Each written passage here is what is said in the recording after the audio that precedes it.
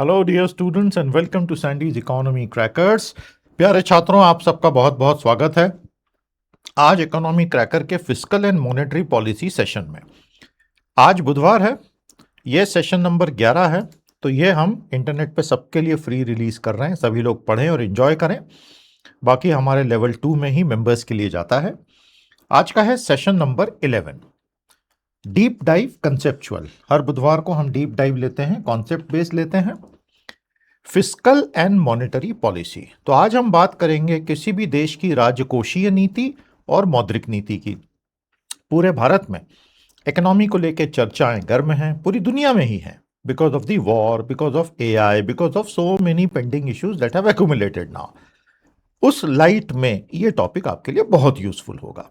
अंत तक बने रहिएगा, बहुत कुछ सीखने को मिलेगा। कमेंट जरूर कीजिएगा, लाइक कीजिएगा और हमारे चैनल के साथ जुड़ जाइएगा। शुरू करें आज का काम। Here goes.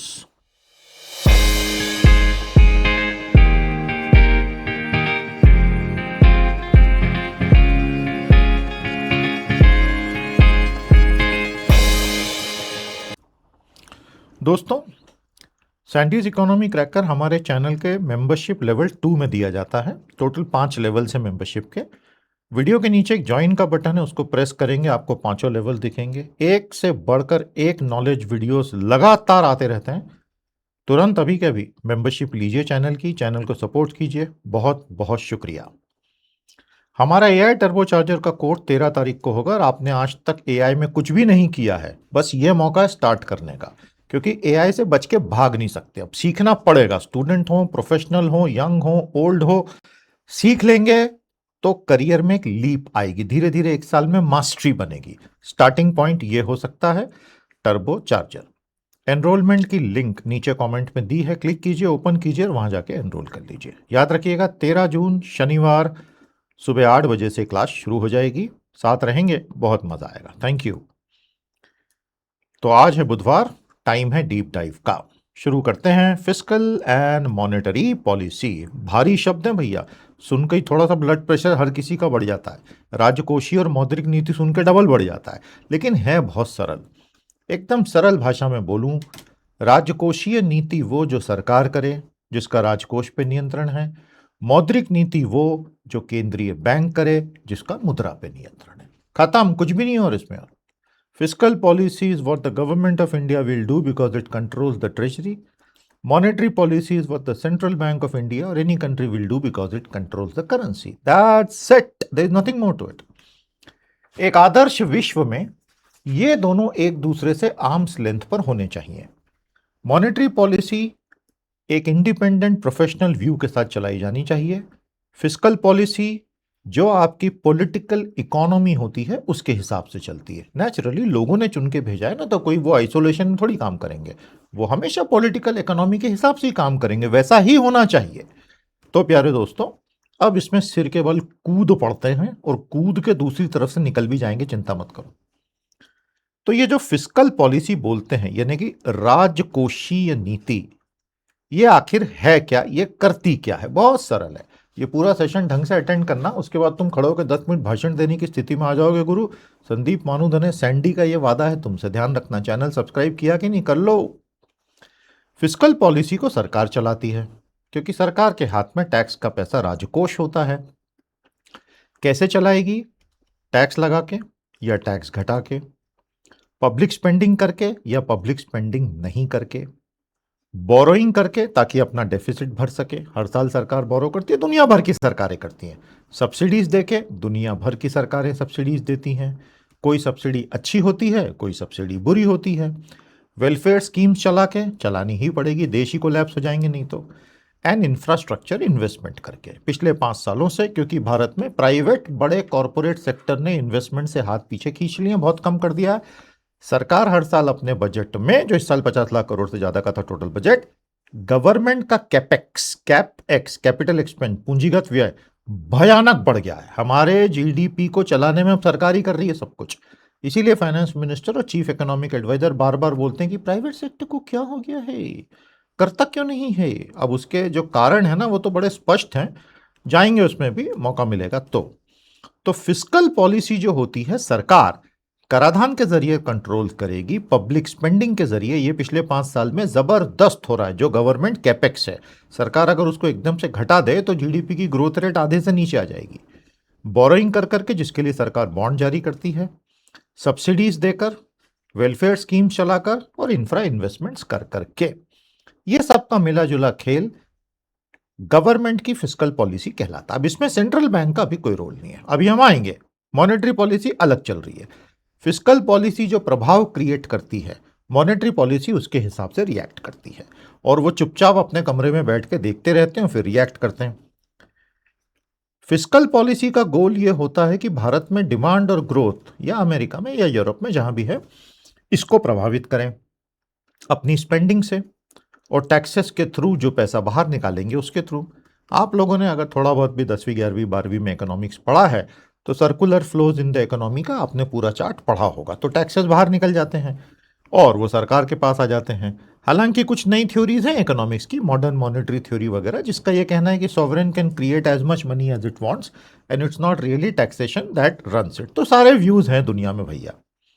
अब फिस्कल पॉलिसी दो तरह की हो सकती है दोस्तों, विस्तारवादी, संकुचनवादी।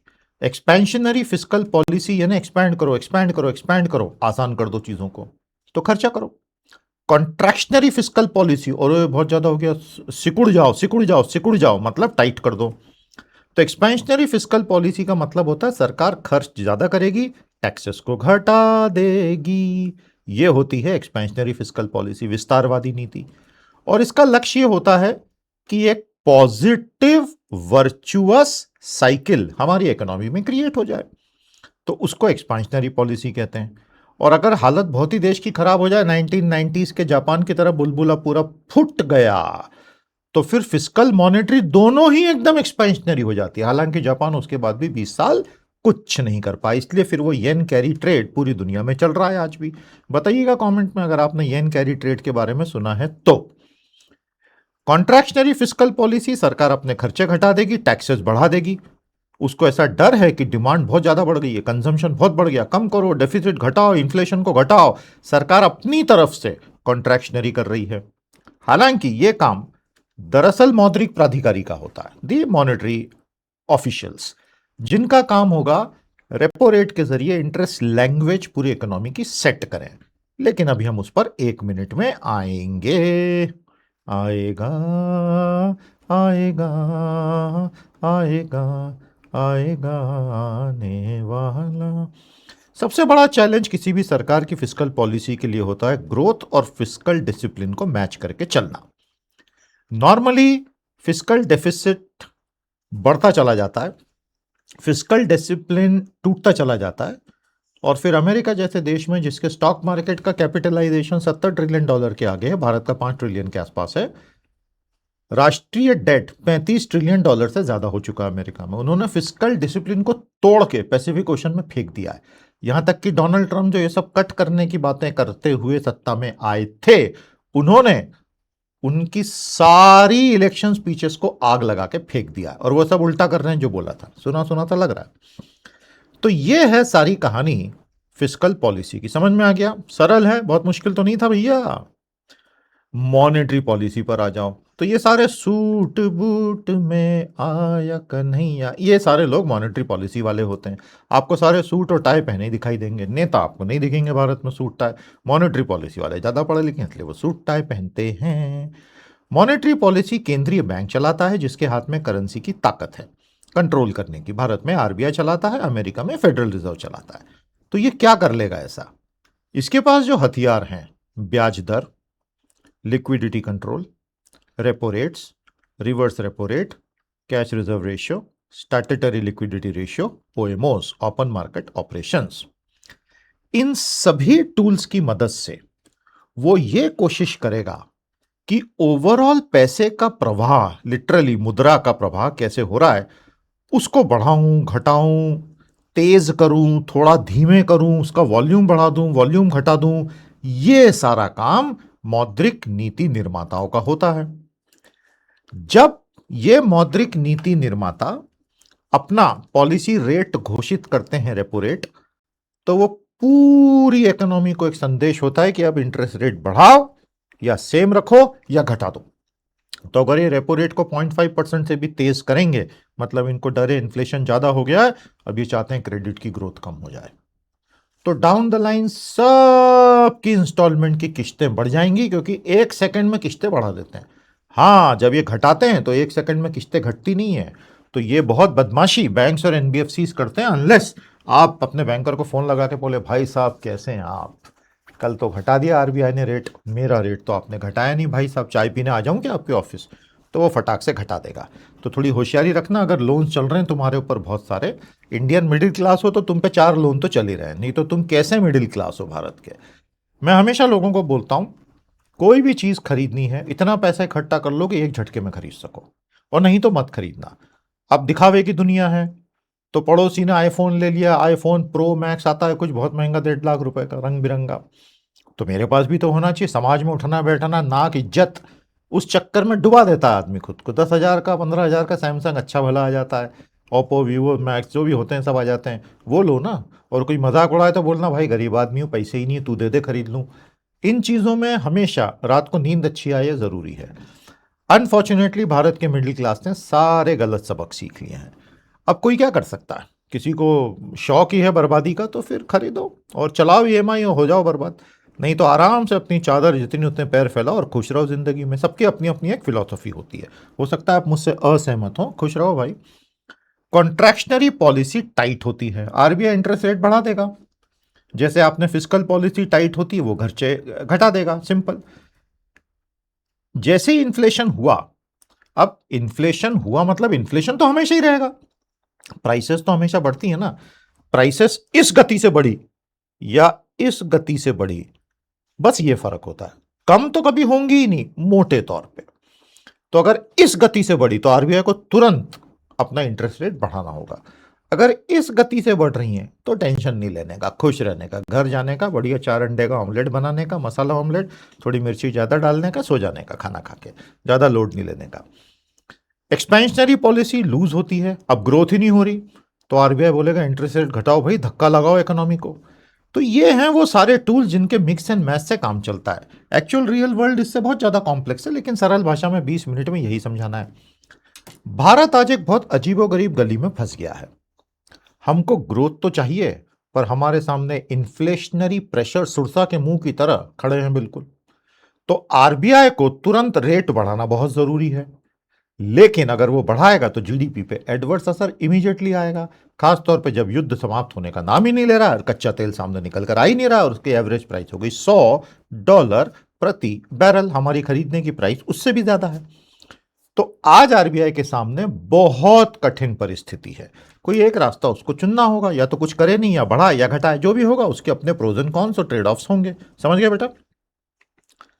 टाइमिंग का सारा खेल होता है, क्योंकि इंटरेस्ट रेट में आप चेंज कर लो और कितने भी सर्कुलर निकाल लो, अल्टीमेटली बैंकों तक और एनबीएफसी तक पहुंचने में एक फेज लैग होता है, 2 महीने, 3 महीने, 4 महीने, 6 महीने, और कभी कभी वो बदमाश आगे पास ऑन भी नहीं करते हैं। और इसलिए आरबीआई हमेशा मीटिंग ले लेके इनको थोड़ा डराता भी रहता है कि भैया ऐसा कर लेना, नहीं तो देख लेना टाइट कर दूंगा तुमको। तो दोस्तों, एक्सपेंशनरी पॉलिसी आप तब लाएंगे जब ग्रोथ वीक है और आपको ज्यादा से ज्यादा पैसा सिस्टम में डालना है ताकि लोग खर्च करें। भारत के जीडीपी के 4 हिस्से हैं, मोटे तौर पे बता देता हूं, इस स्टेज पे बताना बहुत जरूरी है, हमारी सीरीज में हम अलग से सब पढ़ाते हैं, आप तो ज्वाइन कर लो मेंबरशिप और उसके बाद आनंद लो।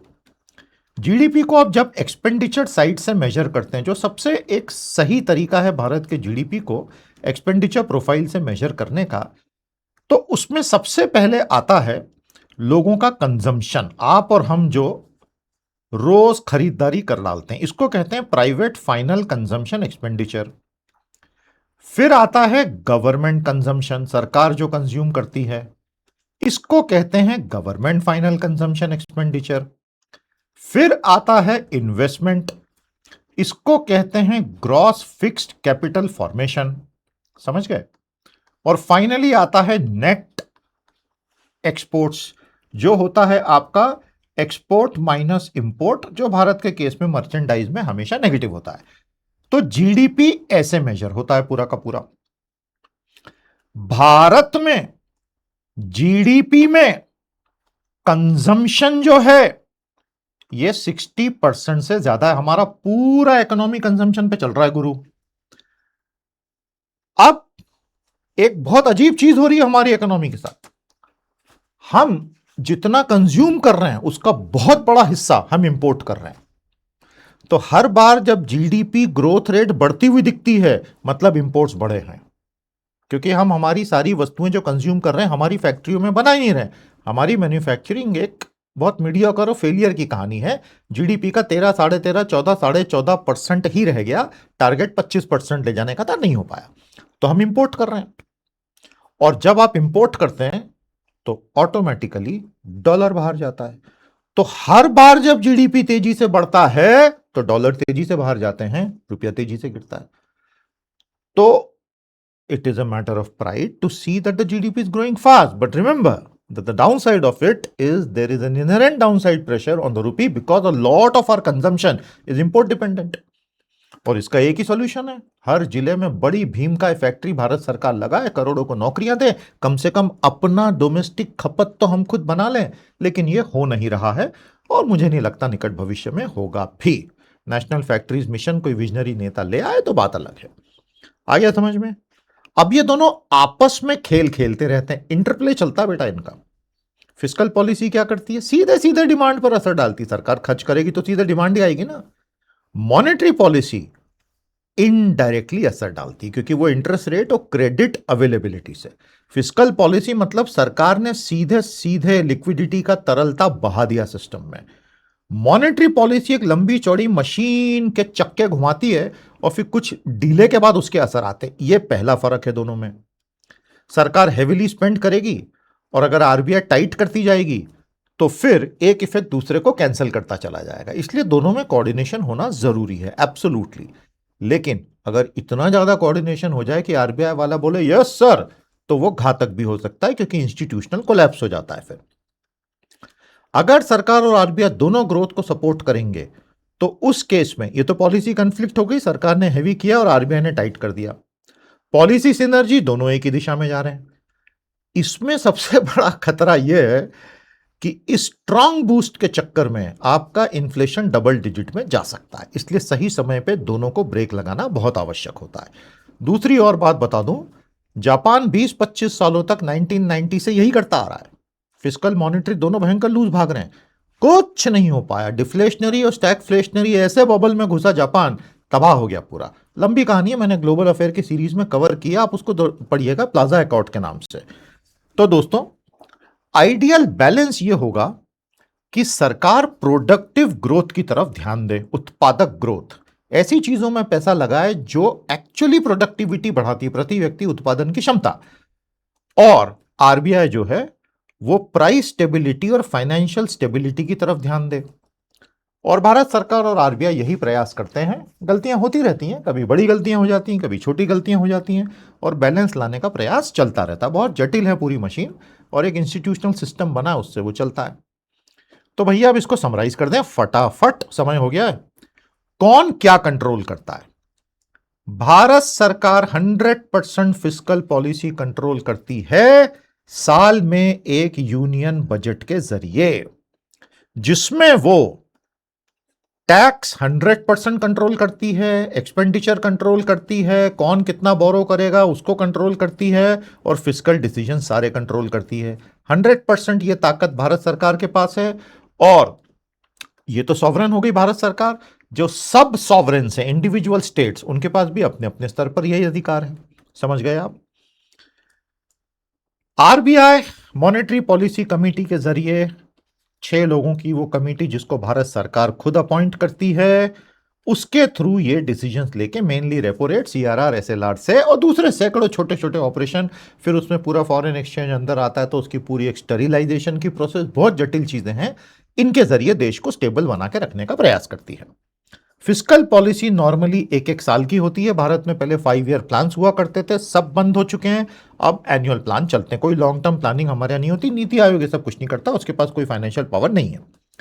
मॉनेटरी पॉलिसी हर कुछ समय में रिन्यू हो सकती है। मॉनेटरी पॉलिसी कमेटी बैठती ही है, एक अपने शेड्यूल के हिसाब से उसको सरकार चेंज भी कर सकती है।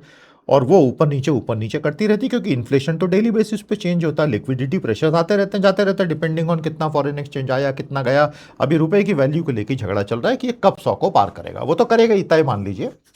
और उसके बाद 100 जो है ना वो सीलिंग नहीं रह जाएगा, वो फ्लोर बन जाएगा। तो वो एक बहुत खतरनाक स्थिति की तरफ हम बढ़ रहे हैं। उसके ऊपर हम किसी दूसरे सेशन में अलग से पूरी बात करेंगे। तो भारत में क्या हो रहा है इसको बिल्कुल खत्म करें टॉपिक को आज हम। भारत फिस्कल पॉलिसी आधारित देश है। सरकार रातों रात बड़े निर्णय लेती है फिस्कल पॉलिसी के, और एक ऐसा गजब का केस हुआ था जब 8 नवंबर 2016 को नरेंद्र मोदी ने रात को 8 बजे एक मॉनेटरी पॉलिसी का डिसीजन अनाउंस कर दिया था कि सारे नोट खत्म ये वाले, और 85% करेंसी गई क्योंकि इलीगल से हमको लड़ना वगैरह वगैरह। तो that was an exceptional case where the fiscal authority had ended up going into the monetary authority's domain so deep that it left scars which have not healed till date। MSMEs घायल हो गए ना उसमें, बहुत भयानक documented है वो तो सारा। आरबीआई इन्फ्लेशन पे मेन अपना गोल रखता है। भारत का डबल साइडेड चैलेंज है, हमको नौकरियां भी बनानी है, साथ ही साथ हमको महंगाई पे बहुत नियंत्रण भी पैरेलल में रखना है। भारत में फूड की प्राइसेस और फ्यूल की प्राइसेस सबसे बड़ा रोल प्ले करती हैं। आज नेशनल फूड सिक्योरिटी एक्ट के तहत 80 करोड़ लोगों को हम एक बेसिक सस्टेनेंस का अनाज देते हैं, जो हमारी इकोनॉमिक स्थिति की एक बड़ी ट्रांसपेरेंट सिचुएशन है, कमेंट है। तो भारत के लिए प्रोडक्टिव गवर्नमेंट स्पेंडिंग हो। अब हमारे यहां हो यह गया है कि चुनावों के लिए लाडली बहना, लाड़की लक्ष्मी, ये लक्ष्मी वो लक्ष्मी, लाखों करोड़ों रुपए इनमें बहाए जा रहे हैं, जो कि प्रोडक्टिव सब्सिडी नहीं है। सब्सिडी बहुत जरूरी है, नहीं तो वल्नरेबल ग्रुप्स खत्म हो जाएंगे भारत के, और बहुत बड़ी पॉपुलेशन वल्नरेबल है भारत की।